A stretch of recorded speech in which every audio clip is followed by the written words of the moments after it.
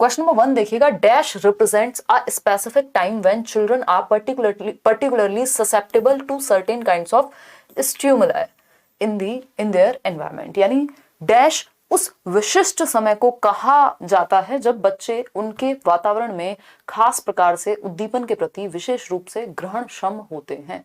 यानी कि उस विशिष्ट, उस पर्टिकुलर, उस स्पेसिफिक टाइम को क्या कहेंगे, जब एनवायरनमेंट में यदि कोई भी स्टिमुलस है, यदि कोई भी उद्दीपक है, तो उसके प्रति बच्चे जल्दी से प्रतिक्रिया करते हैं। उद्दीपक कोई भी ऐसी चीज जो आपका ध्यान अपनी तरफ केंद्रित करे और आपको कोई रिस्पॉन्स देने पे बाधित करे। तो अगर आप छोटे हैं और आपके एनवायरनमेंट में लोग बोल रहे हैं और आपको बोलना नहीं आता मान लीजिए, तो आप उस टाइम पे ससेप्टेबल हैं। जो भी स्टिमुलस, जो भी बच्चे ने सुन लिया वो वही रिपीट करेगा, उसको तुतला के बोलेगा, बोलने का प्रयास करेगा। तो जो भी एनवायरनमेंट में स्टिमुलस होता है या जो भी वो देख रहा है आसपास, उसको रिपीट करने की कोशिश करेगा। दैट मीन्स वो पीरियड सेंसिटिव पीरियड कहलाएगा। संवेदनशील अवधि या क्रिटिकल पीरियड भी हम इसको कह सकते हैं। ये लैंग्वेज डेवलपमेंट के लिए भी अर्ली चाइल्डहुड ही होता है और सोशलाइजेशन के लिए भी। तो ये क्रिटिकल यानी संवेदनशील काल है, बहुत ही महत्वपूर्ण काल है जब बच्चा ज्यादा ससेप्टेबल है। एक टाइम के बाद आपके एनवायरनमेंट में बहुत कुछ हो रहा होता है, आप हर चीज से प्रभावित नहीं होते, लेकिन एक पर्टिकुलर एज में या स्टेज में जब हर एक स्टिमुलस के प्रति आप क्या हैं, एक्ट करना चाह रहे हैं, रिस्पॉन्ड करना चाह रहे हैं, तो उस समय को हम सेंसिटिव पीरियड कहेंगे, संवेदनशील काल कहेंगे। कि भाई होते ना कुछ लोग सेंसिटिव होते हैं, वो हर चीज से जल्दी प्रभावित हो जाते हैं, दुखी होते हैं तो बेहद दुखी हो जाते हैं, खुश होते हैं तो बेहद खुश हो जाते हैं। ठीक, तो हम कहेंगे कि ये जो पीरियड है इसको सेंसिटिव पीरियड कहेंगे। एक्सप्लिसिट पीरियड मुखर है, नम्यता है, नथिंग एल्स, कोई चीज काम ही नहीं करेगी क्योंकि टू द पॉइंट क्वेश्चन है, इसमें कोई भी कुछ कर नहीं सकता। आगे बढ़ेंगे नेक्स्ट क्वेश्चन पे। क्वेश्चन नंबर 2 है आपके फेवरेट प्रकार, जिसमें एक कथन दिया होता है और एक होता है उसका रीजन। यानी एक असर्शन है ना, जीवन में एक रीजन होगा, एक कारक होगा और एक कार्य होगा। तो कथन की अगर हम बात कर रहे हैं तो कथन क्या है? कथन है बच्चों के विकास की प्रगति को दूसरे बच्चों से तुलना करके सही ढंग से, शुद्धता से, सटीकता से मापा जा सकता है। यानी if you compare among children, comparison among children can very accurately assess a child's developmental progress. मतलब बच्चों का आपस में कंपैरिजन करके, मान लीजिए 2 बच्चे हैं आपके घर में या आसपास पड़ोस में, क्लास में, ट्यूशन में आप पढ़ा रहे हैं और आप 4 बच्चों को आपस में कंपेयर करते हैं, देखो इसने इतना अच्छा किया, तुमने इतना अच्छा नहीं किया, उसने ये किया, उसने ये किया, और तुम शर्मा जी के बेटे या वर्मा जी की बेटी से बेहतर नहीं हो या बेहतर हो। तो ये जो कंपैरिजन है, इससे आप बच्चे की क्षमता को अच्छे से आकलन कर पाते हैं। आप अच्छे से समझ पाएंगे कि मेरी क्या क्षमता है, ये मुझे किसी और से कंपेयर करके पता लगेगा। तो ये तो बेवकूफी हो गई, फिर आप जीवन भर एक दूसरे से कंपैरिजन कराते रहेंगे बच्चों का। ठीक, तो ये बात बिल्कुल गलत है, फॉल्स है। ठीक है ना, मेरी क्षमता का पता मैं कल से आज कितनी बेहतर हुई हूं इस बात से लगना चाहिए। नेक्स्ट है रीजन, यानी तर्क क्या है इसका? The pattern and sequence of development as well as the rates of development are the same for all children universally. यानी इसका तर्क ये दिया है कि विकास का स्वरूप व अनुक्रम एवं विकास की गति सभी बच्चों के लिए सार्वभौमिक रूप में समान होती है। क्या कहना चाहेंगे आप इस पे? पैटर्न समान होता है, ये बात तो सही है। सीक्वेंस भी समान होता है, ये भी सही है। रेट समान नहीं हो सकता, दर भिन्न होती है। ये बात मैंने डेवलपमेंट का चैप्टर कराते हुए भी कम से कम भी कई बार रिपीट की होगी कि rate is different, sequence is same, pattern is same. दुनिया के सारे बच्चे चाइल्डहुड से एडोलेसेंस में जाते हैं, एडोलेसेंस से अडल्टहुड में जाते हैं। ऐसा कोई नहीं होता कि पहले अडल्ट बन जाए या पहले बूढ़ा हो और बाद में जवान हो या जवानी से बचपन की तरफ चले, ये नहीं होता है ना। Exceptions are always there. Anil Kapoor को आप एक्सेप्शन मान सकते हैं, देखिएगा एक बार। तो हम ये कहेंगे रेट सेम नहीं होता, रेट डिफरेंट होता है। तो ये भी बात गलत हो गई और ये बात, दोनों ही चीजें गलत हैं। तो both A and R false. तो D option is the right answer. दोनों में से एक भी बात में तर्क नहीं है, तो आंसर डी हो जाएगा। इतनी बात क्लियर है? कोई दिक्कत, परेशानी, दर्द, समस्या कहीं पे हो तो बता दीजिए, है ना। हो तो मूव लगा लीजिएगा, ऐसे दिखाते थे ना ऐड में, देखिएगा मेरी कमर वाला ऐड जो आता था, देखिए। सेकेंडरी सोशलाइजेशन मैप्स, यानी जो गौड़ सामाजिकरण है या द्वितीयक सामाजिकरण है, maps the period in dash when the child begins to attend formal institution such as the school. बताइएगा एक बार, बच्चों का द्वितीयक सामाजिकरण डैश की अवस्था में प्रारंभ होता है जब वह स्कूल जैसे औपचारिक संस्थानों में जाना शुरू करता है। स्कूल जैसे औपचारिक संस्थानों में जाना शुरू करता है, दैट डजंट मीन कि अब वो फर्स्ट क्लास में आ गया है या इसको स्कूल एज कहेंगे। ये प्ले एज भी हो सकती है, जब वो पहली बार प्ले वे में या नर्सरी में, किंडरगार्टन में जाना शुरू करेगा। तो हम इसको अर्ली चाइल्डहुड कहते हैं। 2 से 6 वर्ष का समय, जिसको हम टॉय एज, खिलौना आयु भी कहते हैं, प्ले एज भी हम इसी को कह रहे हैं। और अगर मैं बात करूं तो सेकेंडरी सोशलाइजेशन यहीं से शुरू होगा। उसका रीजन क्या है? उसका रीजन ये है कि शैशवावस्था, जन्म से 2 वर्ष में सबसे पहले प्राइमरी सोशलाइजेशन, प्राइमरी जो फैमिली से होता है, यानी प्राथमिक सामाजिकरण, जब बच्चे ने परिवार में जन्म लिया। और परिवार क्या है? समाज का छोटा रूप है, मिनिएचर वर्जन है ना। तो ये जो मिनिएचर वर्जन है, जैसे आपने देखा होगा कार्स आती हैं बड़ी बड़ी, बच्चों के लिए खिलौने आते हैं छोटे छोटे, मिनिएचर वर्जन है कि मर्सिडीज का छोटा एक खिलौना टॉय कार है, तो वो क्या मिनिएचर वर्जन हो गया। तो परिवार भी उसी तरह से समाज, जो कि एक बहुत बड़ी यूनिट है, उसका छोटा सा हिस्सा है, उसका एक मिनिएचर वर्जन है। तो सबसे पहले जो प्राथमिक सामाजिकरण होगा वो परिवार में होगा। और दुनिया के नियम, कायदे, कानून, तौर तरीके, जो भी थोड़े बहुत हम सीखते हैं, सबसे पहले परिवार में सीखते हैं, जब हम जन्म से 2 वर्ष में होते हैं। उसके बाद आपका प्राथमिक सोशलाइजेशन, यानी आपका आय का कॉन्सेप्ट थोड़ा थोड़ा बनने लगता है, और आप दुनिया में जाते हैं तो सेकेंडरी सोशलाइजेशन होता है। और दुनिया में जाने का समय है अर्ली चाइल्डहुड, जब आप प्ले वे या आसपास के बच्चों के साथ जाना शुरू करेंगे, ठीक है ना। तो ये अर्ली चाइल्डहुड वो पीरियड है जब सेकेंडरी सोशलाइजेशन का काल कह सकते हैं हम इसको। ऐसा नहीं है बाद में बंद हो जाते हैं सोशलाइजेशन, बाद में भी होता रहता है, बात शुरुआत की हो रही है। क्वेश्चन नंबर 4 देखिएगा, in which stage can children work with hypothetical statements and explore logical relationships. Logical, hypothetical, याद आ रहा है कुछ? Between statements and have the ability to cope with abstractions. Hypothetical, abstraction, 2 शब्द जब आप पढ़ लें तो आप पियाजे को याद कीजिएगा, है ना। मतलब किसकी बात हो रही है? एक तो परिकल्पनात्मक, हाइपोथेटिको, यानी आप हाइपोथेसिस बना करके, परिकल्पना करके आगे की बात समझ पा रहे हैं, सोच पा रहे हैं। दूसरी बात क्या है? अमूर्त संरचनाएं। एब्स्ट्रैक्ट रीजनिंग तो आती ही फॉर्मल ऑपरेशनल में है। लॉजिक किसके बारे में? अमूर्त संकल्पनाओं के बारे में। एक होती है मूर्त संकल्पनाएं, जिनको हम कॉन्क्रीट चीजें कहते हैं। कॉन्क्रीट वो जिसको टच और फील किया जा सके, जैसे मैं यहाँ पे कॉन्क्रीटली हूं अवेलेबल, है ना। आप इस पेन को टच कर सकते हैं। बट जब हम बात करेंगे प्यार की, नफरत की, ये कैसे कॉन्सेप्ट्स हैं? एब्स्ट्रैक्ट कॉन्सेप्ट्स हैं, है ना। बिटकॉइन की क्या है? एब्स्ट्रैक्ट है, टच करके घूमोगे हाथ में लेके बिटकॉइन नहीं, ठीक है ना। तो हम क्या कहेंगे? ये फॉर्मल ऑपरेशनल स्टेज है, जहां पे अमूर्त चीजों के प्रति, एब्स्ट्रैक्ट चीजों के प्रति लॉजिक आता है।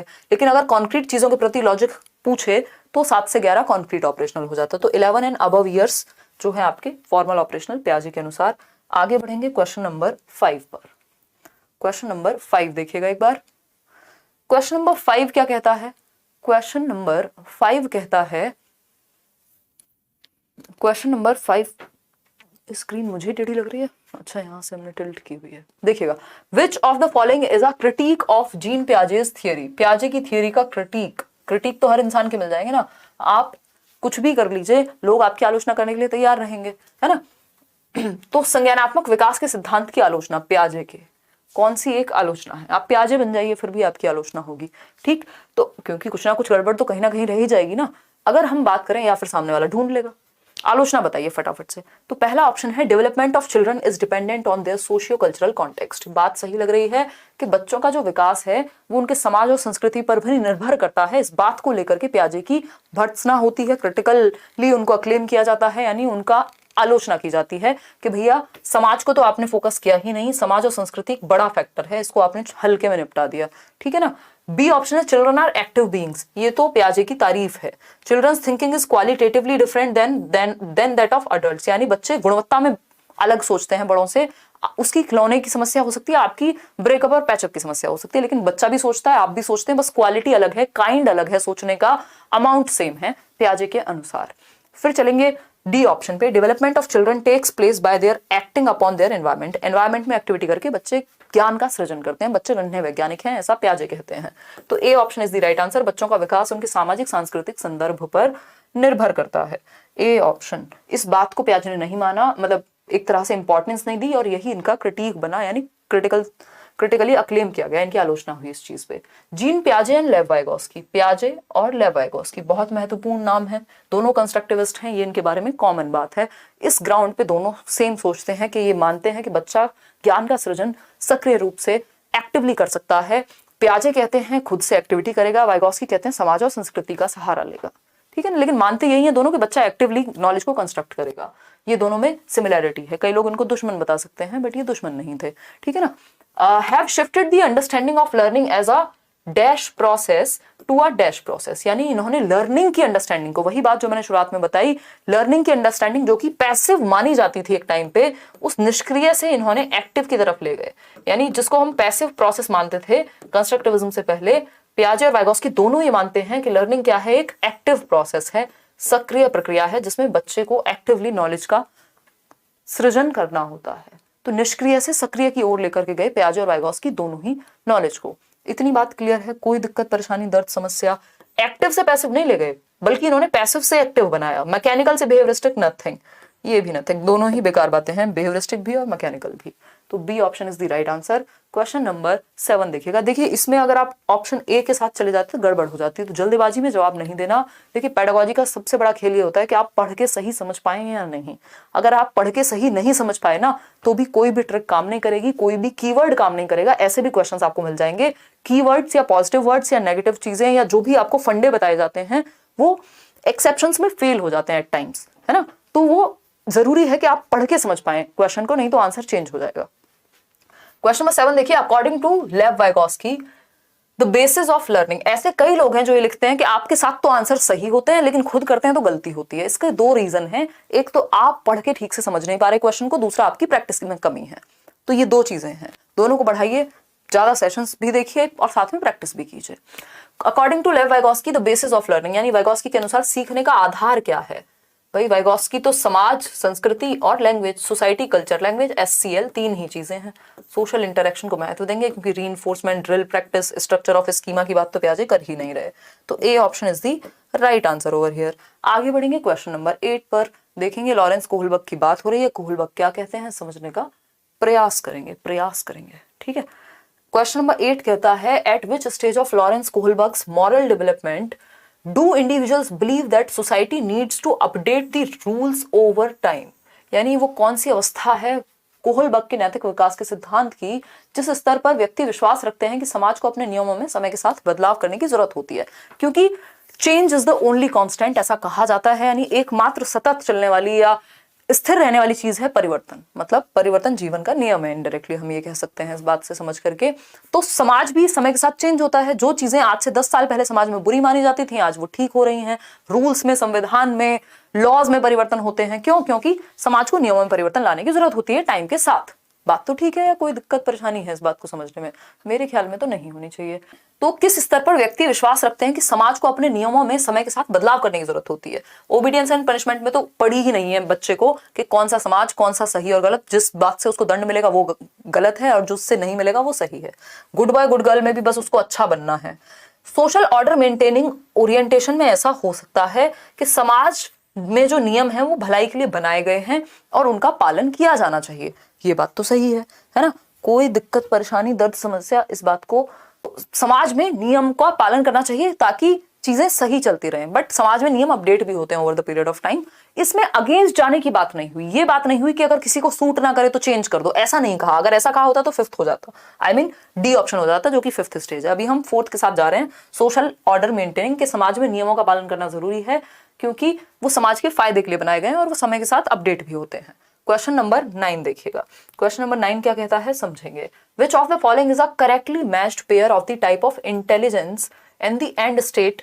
यानी हावर्ड गार्डनर की थियोरी के अनुसार अंतः स्थिति और बुद्धि, यानी एक प्रकार की इंटेलिजेंस और उसका अंत क्या हो सकता है, मैक्सिमम क्या हो सकता है, उसके बारे में आपको बताना है।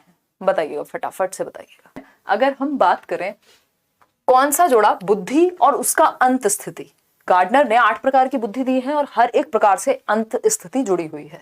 इंटेलिजेंस की जब हम बात करते हैं तो इंटेलिजेंस लॉजिको मैथमेटिकल, इंटेलिजेंस का एंड स्टेट क्या होगा, अकाउंटेंट बनना। ठीक है, जिसकी गणितीय बुद्धि ठीक है वही तो कैलकुलेट कर पाएगा, वही तो अकाउंट्स को समझेगा, वही तो नंबर्स को समझेगा। बात तो सही लग रही है, फिर भी बाकी के 3 ऑप्शन चेक करेंगे। इंटेलिजेंस स्पेशल यानी स्थानिक बुद्धि की अगर हम बात करें तो इसका एंड स्टेट क्या होगा, एथलीट। नहीं भैया, काइंस्थेटिक से बनेगा एथलीट। स्पेशल से तो मूर्तिकार बनाया जाएगा, सर्जन भी बन सकता है, बट सर्जन के लिए भी काइंस्थेटिक चाहिए होती है। इंटेलिजेंस लिंग्विस्टिक इंटेलिजेंस है और एंड स्टेट है नेविगेटर। भैया नेविगेटर तो स्पेशल इंटेलिजेंस वाला बनेगा ना, जो मैप्स को अच्छे से समझ सके। लिंग्विस्टिक तो पोइट हो सकता है, राइटर हो सकता है। डी ऑप्शन है इंटेलिजेंस। इंटरपर्सनल इंटेलिजेंस डांसर बनेगा, नहीं काइंस्थेटिक वाला डांसर बनेगा। तो एक ही ऑप्शन सही है, वो है लॉजिकल मैथमेटिकल, यानी जिसमें ये क्या चक्कर है, बुद्धि का प्रकार भाषिक, यहाँ गड़बड़ की है इन्होंने, हो सकता है पेपर में भी हुई हो। इसको तार्किक बुद्धि कहेंगे, हिंदी में इसको तार्किक बुद्धि लिखिएगा। तार्किक बुद्धि का जो अंतः स्थिति होती है वो अकाउंटेंट हो सकती है, क्योंकि इसमें तर्क और मैथमेटिकल एबिलिटी दोनों का प्रयोग होगा। तो A option is the right answer. आगे बढ़ेंगे, क्वेश्चन नंबर 10 देखिएगा। इसीलिए बाइलिंगुअल देख लिया कीजिए क्वेश्चन को, कई बार किसी साइड गलती हो सकती है, पेपर में भी गलती हो सकती है ना। क्वेश्चन नंबर 10, और हो सकता है हुई हो। इन अ चाइल्ड सेंटर्ड एजुकेशन, यानी बाल केंद्रित शिक्षा, यानी वो शिक्षा या वो क्लासरूम जहां बच्चे केंद्र में है, जहां बच्चों को ईश्वर का साक्षात रूप माना गया है, उस क्लास में क्या चीजें सही होंगी। पहला ऑप्शन है gives direction while the learners follow blindly, यानी निर्देश देता है तथा विद्यार्थी अंधवत अनुसरण करते हैं। आंख बंद करके बच्चों को फॉलो नहीं करना होता डायरेक्शन को, वो चाइल्ड सेंटर्ड एजुकेशन हो ही नहीं सकती जहां बच्चे ब्लाइंडली फॉलो कर रहे हैं, जबकि यहाँ बच्चों के इंटरेस्ट एप्टीट्यूड के अनुसार हमें चलना चाहिए। ठीक है ना, सब ऑप्शन चेंज है हिंदी इंग्लिश में। अच्छा नहीं, सही तो है, सही तो है। देखिएगा, understands the child and the process of learning in a socio constructivist manner. हाँ, बच्चों व सीखने की प्रक्रिया को सामाजिक रचनावादी रूप में देखता है, उसी को हम चाइल्ड सेंटर्ड कहेंगे, जहां पे बच्चे की एक्टिविटी को सेंटर में रखा गया है। बच्चा कंस्ट्रक्टिविस्ट मैनर यानी एक्टिव है बच्चा, है ना, सक्रिय है बच्चा। Sets are rigid and standard curriculum, कठोर और मानकीकृत नहीं, जिसमें फ्लेक्सिबिलिटी चाहिए, हमें रिजिड नहीं चाहिए, फ्लेक्सिबल चाहिए, लचीलापन चाहिए, है ना। जीवन में भी कक्षा में भी जो रिजिड होते हैं वो टूट जाते हैं, जो फ्लेक्सिबल होते हैं वो टूटते नहीं है, टाइम के साथ ढल जाते हैं। डी ऑप्शन है uses assessment to rank the student, बच्चों को रैंक करना, लेबल करना, सेग्रीगेट करना खराब बात होती है। तो B option is the right answer over here. आगे बढ़ेंगे क्वेश्चन नंबर 11 पर। क्वेश्चन नंबर 11 क्या कहता है, नेशनल एजुकेशन पॉलिसी का क्वेश्चन है। नेशनल एजुकेशन पॉलिसी का चैप्टर मैं आपके साथ डिस्कस कर चुकी हूँ, इस पे क्लास हो चुकी है यूट्यूब पे, अगर ना देखी हो तो देख लीजिएगा, और लाइक शेयर करना भूल गए हो तो वो भी कर दीजिएगा अगर सेशन आपको पसंद आ रहा हो। क्वेश्चन नंबर 11 है, according to national education policy 2020, यानी राष्ट्रीय शिक्षा नीति 2020 के अनुसार the progress card of the students communicated to the parents would be, यानी कि प्रोग्रेस कार्ड यानी रिजल्ट कैसा बनना चाहिए एनईपी के अनुसार। तो 360 डिग्री असेसमेंट होना चाहिए, यानी होलिस्टिक असेसमेंट, बच्चे को हम हर एक पक्ष में जांच पाएं, सर्वांगीण रूप में उसको समझ पाएं, उसकी प्रोग्रेस को। तो based on norm reference testing, norm reference होता है कि एक स्टैंडर्डाइज टेस्ट बनेगा, परसेंटेज के हिसाब से सबको ऊपर नीचे से आंका जाएगा, वो खराब बात है। क्राइटेरिया पे बनी कि 33% ले आओ। Are reflection of relative performance of students in comparison to classmates, comparison भी आपस में नहीं। Are reflection of the progress as well as the uniqueness of the child, बच्चे के सर्वांगीण विकास को ध्यान में रखते हुए उसकी प्रगति और उसमें क्या विशिष्टता है। हर बच्चे में कोई ना कोई अच्छा पोटेंशियल होगा छिपा हुआ, तो उसको उस तरफ हम कैसे लेके जाएं। वो म्यूजिक में अच्छा है कि आर्ट में अच्छा है कि किस एक क्षेत्र में अच्छा कर सकता है, उसकी यूनिकनेस को देखना है ना। हमें ये नहीं देखना कि आप बेस्ट हो, आप दूसरों से बेस्ट हो, आप यूनिक हो, तो आपके अंदर की जो यूनिकनेस है उसको बाहर निकाल के ला पाना अच्छी बात है, जीवन का एक बेहतर तरीका हो सकता है जीने का। क्वेश्चन नंबर 12 देखिएगा, to ensure retention of students from socio economically disadvantaged groups, यानी सामाजिक आर्थिक रूप से वंचित समूहों वाले छात्रों की अगर हम बात करें, तो अवधारण सुनिश्चित करने के लिए राष्ट्रीय शिक्षा नीति 2020 क्या प्रस्ताव देती है ऐसे बच्चों के लिए जो किसी भी आधार पे, किसी भी नहीं, बेसिकली हम कहेंगे सामाजिक और आर्थिक आधार पे, यानी समाज में भी पिछड़े हैं और इनकम में भी पिछड़े हैं, आर्थिक स्थिति भी उनकी कमजोर है। तो ऐसे बच्चों के लिए किस तरह का करिकुलम यानी पाठ्यचर्या और किस तरह की टीचिंग मेथड्स यानी पेडागोजी होने चाहिए। सेंटर्ड अराउंड एग्जाम्स, परीक्षाओं पे केंद्रित होंगे तो जीवन से कब सीखेंगे। टेक्स्ट बुक सेंटर्ड नहीं, यूनिफॉर्म सबके लिए एक जैसा नहीं, ये तो डिफरेंशिएटेड होना चाहिए। तो एंगेजिंग एंड कॉन्टेक्चुअल, यानी वो बच्चे जो समाज और आर्थिक रूप से पिछड़े हुए हैं उनके भी कॉन्टेक्स्ट से जोड़ पाएं, इस तरह की एक्टिविटीज, इस तरह के एग्जाम्पल्स, इस तरह के करिकुलम में चीजें होनी चाहिए कि उनके संदर्भ से, उनके जीवन से भी आप चीजों को जोड़ पाओ जो बच्चे सोशली और इकोनॉमिकली वीक हैं। तो C option is the right answer. Context से बेहतर चीज नहीं है दुनिया में, याद रखिएगा। किसी भी बात को अगर आप बिना कॉन्टेक्स्ट के समझ रहे हैं, बिना नुआंस के समझ रहे हैं, तो आप सही नहीं समझ पाएंगे, फिर आप किसी में भी गलती निकाल सकते हैं क्योंकि आपने संदर्भ नहीं समझा किसी बात का, है ना। Sex is dash while gender is dash, sex is dash while gender is dash. बताइएगा, आज हम बैच में भी पढ़ रहे थे ये। यहां पे हिंदी में जेंडर और लिंग दोनों लिखा हुआ है। हिंदी में इसको लिंग भी लिख सकते हैं, पहले पेपर में ऐसा हुआ है, तो इंग्लिश वाली साइड आपको पढ़ना पड़ेगा, उसी को फाइनल माना जाएगा। अगर सेक्स की बात करते हैं तो ये एक बायोलॉजिकल एंटिटी है, ये जैविक है, फिजियोलॉजिकल है, यानी हमारी शारीरिक बनावट अलग है महिलाओं और पुरुषों की। बच्चों को जन्म महिलाएं देती हैं, ये क्या एक बायोलॉजिकल एंटिटी एस्पेक्ट है।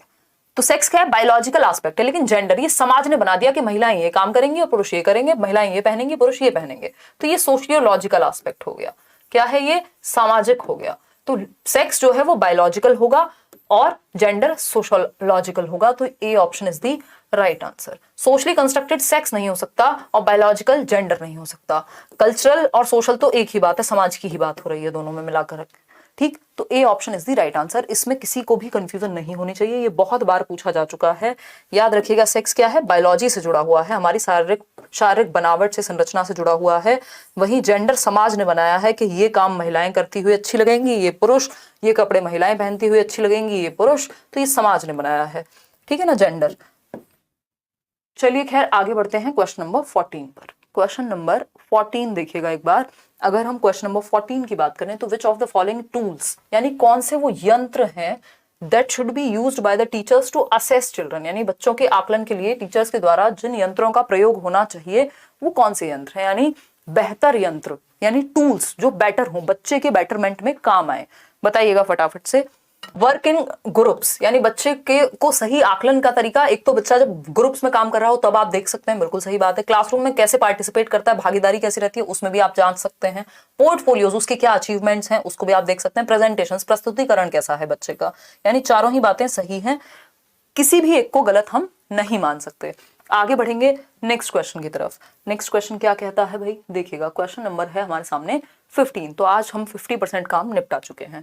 क्वेश्चन नंबर 15 है, विच of the following statements about language and cognitive development, यानी भाषा और संज्ञानात्मक विकास के बारे में कौन सी एक बात सही है। संज्ञानात्मक विकास क्या है? हमारी सोचने, समझने, सीखने, जानने, कल्पना करने, डिसीजन मेकिंग, प्रॉब्लम सॉल्विंग, इन सब की एबिलिटीज, जो भी मेंटल स्किल्स हैं, जो भी मानसिक क्षमताएं हैं, वो संज्ञानात्मक क्षमताएं हम उनको कहते हैं। कॉग्निटिव डेवलपमेंट, इसकी थियरी पियाजे और वाइगोस्की ने भी दी है। तो लैंग्वेज का कॉग्निशन से क्या संबंध है? सिंपल बात पूछी है, बताइएगा फटाफट से।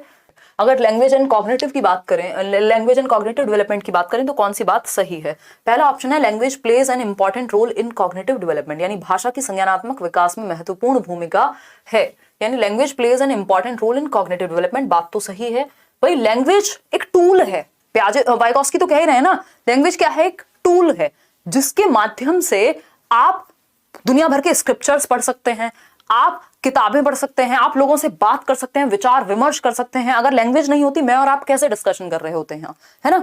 तो हमारा संज्ञान, हमारी समझ बेहतर होती है जब हम अच्छी चर्चा या परिचर्चा करते हैं, डिस्कशन करते हैं, डिबेट्स करते हैं, लैंग्वेज का यूज करके किताबें पढ़ते हैं, कोई अच्छा पॉडकास्ट देखते हैं, है ना? तो ये लैंग्वेज क्या है? हमारे संज्ञान, हमारी समझ को बेहतर करने का एक टूल है। इस बात में कोई भी दोहराया नहीं होना चाहिए, सही बात है। फिर भी बी ऑप्शन देख लेते हैं, language does not play any important role. ऐसा तो बिल्कुल भी नहीं है, पियाजे के अनुसार ऐसा हो सकता है बट वैसे नहीं है। Language hinder the process of cognitive development, ऐसा थोड़ी है कि भाषा से हिंड्रेंस आ रही है, आपका संज्ञान नहीं बढ़ पा रहा, समझ नहीं बढ़ पा रही भाषा के कारण, इंडिपेंडेंट भी नहीं है, ठीक। तो हम कहेंगे भाषा की संज्ञानात्मक विकास में महत्वपूर्ण भूमिका होती है, यानी लैंग्वेज से हमारी समझ, हमारी जो भी बौद्धिक क्षमताएं हैं वो बेहतर हो सकती हैं।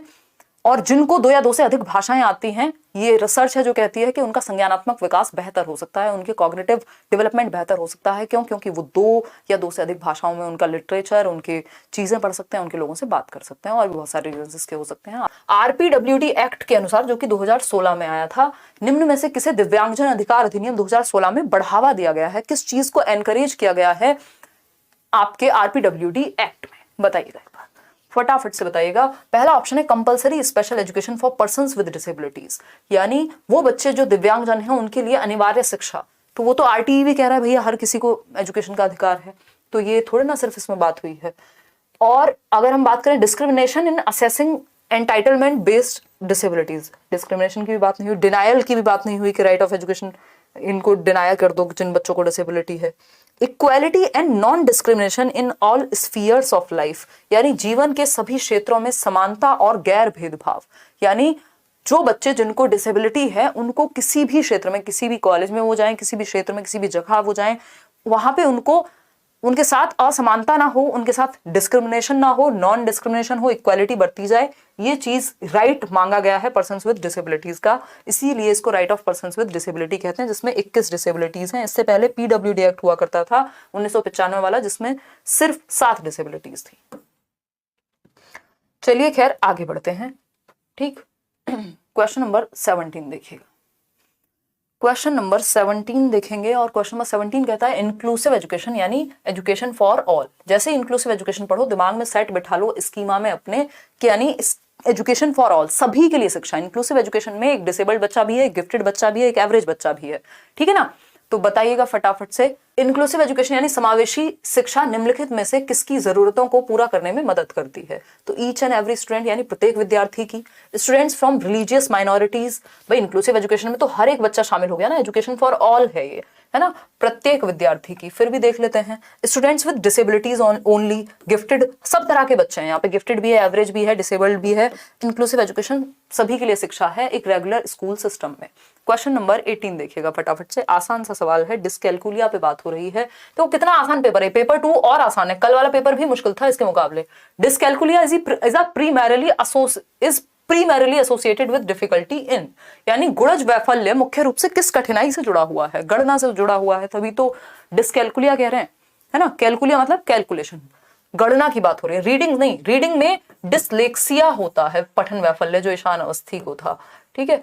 इसके अलावा परफॉर्मिंग मैथमेटिकल कैलकुलेशंस, ये बात सही है, कैलकुलेशन किससे जुड़ी हुई है, गणित से जुड़ी हुई है। तो डिस्कैलकुलिया किससे जुड़ा हुआ है, गणना से जुड़ा हुआ है, गणितीय गणना करने से संबंधित है, इसको डिस्कैलकुलिया ही कहेंगे हिंदी में भी। क्रिटिकल थिंकिंग से इसका कोई संबंध नहीं है, कम्युनिकेशन से अफेजिया या डिस्फेजिया हो सकता है, ठीक है ना। आगे बढ़ेंगे, क्वेश्चन नंबर 19 देखिएगा एक बार। क्वेश्चन नंबर 19 समझने का प्रयास कीजिएगा। निम्नलिखित में से कौन सा अभ्यास भाषण और भाषा विकारों वाले विद्यार्थियों के सफल समावेशन में बाधा उत्पन्न करेगा। ध्यान रखिएगा, बाधा बनने की बात हो रही है। हिंड्रेंस, कौन सा एक प्रैक्टिस हिंड्रेंस बनेगी in the successful inclusion of students with speech language disorder, यानी जिन बच्चों को भाषा प्रयोग में दिक्कत है उनके लिए कौन सी एक बात प्रॉब्लमेटिक साबित होगी। बहुत प्यारा क्वेश्चन है, फटाफट से बताइएगा। पहला ऑप्शन है break task and assignments into short easy to manage steps. चलिए ठीक है। डिस्करेज द यूज, ठीक है, लेकिन हमें तो गलत चाहिए ना, जो हिंडर करे, जो हेल्प ना करे लैंग्वेज वाले बच्चों को, जिसको ऑलरेडी दिक्कत है लैंग्वेज यूज करने में। तो ये बात तो सही है, छोटे छोटे टास्क में डिवाइड कर दिया, इससे तो हेल्प मिलेगी। Discourage the use of visuals to support expressive language skills, ये बात सही है। बेसिकली ये बात गलत है, और गलत है इसीलिए सही है क्योंकि पूछा ही गलत है, ठीक है ना। तो अभिव्यंजक भाषा कौशल का समर्थन करने के लिए दृश्यों के उपयोग को हतोत्साहित करना। भाई जिस बच्चे को भाषा प्रयोग में दिक्कत आ रही है, आप उसको विजुअली दिखाएंगे चीजें, ये कह रहे हैं उसको डिस्करेज करो, तो ये तो प्रॉब्लमेटिक है। Use of pre planning strategies for oral and written task, अगर आप प्री प्लानिंग करेंगे तो हेल्प हो जाएगी बच्चे की, लेकिन हमें हेल्प कहाँ करनी है, हमें तो हिंडर करना है। Reduce auditory and visual distractions in the classroom, भाई जिस बच्चे को भाषा इस्तेमाल में दिक्कत हो रही है तो वहां डिस्ट्रैक्शन कम से कम हटाना है, क्लासरूम में कम से कम डिस्ट्रैक्शन होना चाहिए, ठीक है ना। क्वेश्चन नंबर 20 देखिए, in order to cater to the needs of students with giftedness, वो बच्चे जो विलक्षण बुद्धि छात्र हैं, जो प्रतिभाशाली हैं, जिनकी बुद्धि का स्तर ज्यादा है, या फिर वो किसी एक क्षेत्र में बहुत अच्छा कर रहे हैं, या फिर वो टैलेंटेड हैं, मतलब क्रिएटिव भी हो सकते हैं। 3 कैटेगरी आती है आपकी गिफ्टेडनेस में। कौन सी एक चीज है जिसको अवॉइड करना चाहिए। देखो लास्ट में है ये अवॉइड वर्ड, नहीं तो आप गलती कर देते इसमें, है ना। प्रतिभाशाली शिक्षार्थियों की आवश्यकताओं को पूरा करने के लिए शिक्षिका को निम्नलिखित में से किससे बचना चाहिए, यानी क्या नहीं करना चाहिए। नॉट वाले क्वेश्चंस ध्यान से करने हैं, अवॉइड लिखा हो क्वेश्चन ध्यान से पढ़ना है, लीस्ट लिखा हो ध्यान से पढ़ना है, एक्सेप्ट लिखा हो ध्यान से पढ़ना है, ठीक। तो allowing students to pursue independent projects, बिल्कुल सही बात है, ये तो करना चाहिए कि उनको इंडिपेंडेंटली हम करने दें काम, क्योंकि उनकी बौद्धिक स्तर ज्यादा है। लेकिन नॉट पूछा है क्या नहीं करने देना है। फ्लेक्सिबिलिटी होनी चाहिए, ये बात भी सही है, लेकिन हमें सही नहीं गलत चाहिए। इंप्लीमेंटिंग अ यूनिडायमेंशनल करिकुलम, बस समझ जाओ यही गड़बड़ है। यूनिडायमेंशनल नहीं चाहिए, मल्टी डायमेंशनल चाहिए करिकुलम, वैसे भी हमें किसी भी बच्चे के लिए, है ना, यानी बहुआयामी, जिसमें कई सारे आयाम हो, बच्चे की पर्सनैलिटी के बहुत सारे रंग बाहर निकल करके आए। प्रोवाइडिंग स्टिमुलेटिंग एनरिचमेंट एक्टिविटीज, बिल्कुल सही बात है। एनरिच्ड प्रोग्राम्स, जिसमें बच्चे का ब्रेन ज्यादा इन्वॉल्व हो, जिससे वो बोरियत महसूस ना करे। तो हमें मल्टी डायमेंशनल, कई आयाम, बहु रंग चाहिए, ऐसे कलरफुल चाहिए जीवन जो है करिकुलम का। तो C option is the right answer.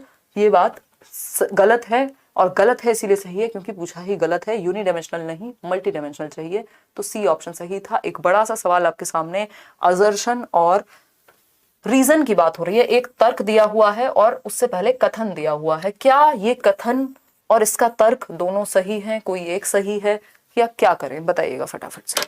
हम बात करें कथन की, before starting teaching of a new concept a teacher should review pre requested knowledge, this will help students bring to mind the information they will need to understand new concept.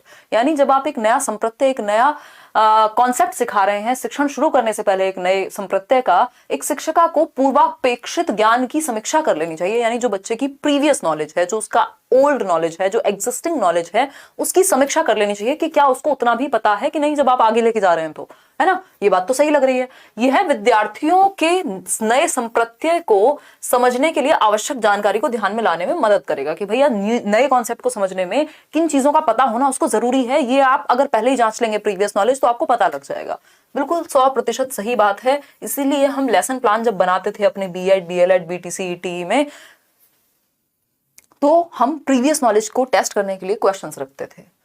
Reason क्या है इसका? Corporal punishment should not be practised as a strategy to rectify the undesirable behaviour of learners. यानी शारीरिक दंड का अभ्यास शिक्षार्थियों के अवांछनीय व्यवहार को सुधारने की रणनीति के रूप में नहीं किया जाना चाहिए। बिल्कुल सही बात है कि भैया आप किसी को कॉर्पोरल पनिशमेंट, आप किसी को मुर्गा या मुर्गी नहीं बना सकते। राइट टू एजुकेशन एक्ट ये कहता है। इसमें दिखाना इन्होंने क्या आंसर सही दिया है, इन्होंने कहा है कि 36% लोग ए कह रहे हैं। इसमें सब कंफ्यूज है, इतने प्यारे क्वेश्चन में सब कंफ्यूज हो गए, लेट गए सब एक तरफ से, है ना। क्योंकि या तो आपको ये लगता है या तो दोनों गलत होंगे, दोनों सही होंगे, कोई एक सही है या दोनों सही है में आप घबरा जाते हैं।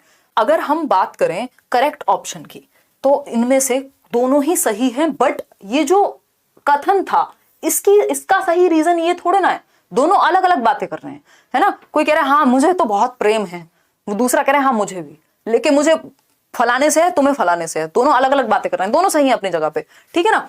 तो ये ट्रू है, ये भी ट्रू है, लेकिन ये इसके बारे में बात ही नहीं कर रहा। कॉर्पोरल पनिशमेंट का यहां कोई संबंध नहीं था प्रीवियस नॉलेज की टेस्टिंग से। समझ पा रहे हो ना बात को? तो दोनों सही हैं, both A and R are true, but R is correct explanation नहीं, आर करेक्ट एक्सप्लेनेशन ए की नहीं है।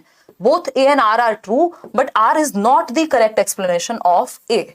यानी ए और आर दोनों ही सही हैं, लेकिन आर जो है वो सही व्याख्या नहीं है ए की। ए के बारे में तो बात ही नहीं हुई प्रीवियस नॉलेज के बारे में, यहां तो दंड की बात होने लग गई, तो कुछ और ही बात हो रही है, ठीक है ना। तो B option is the right answer.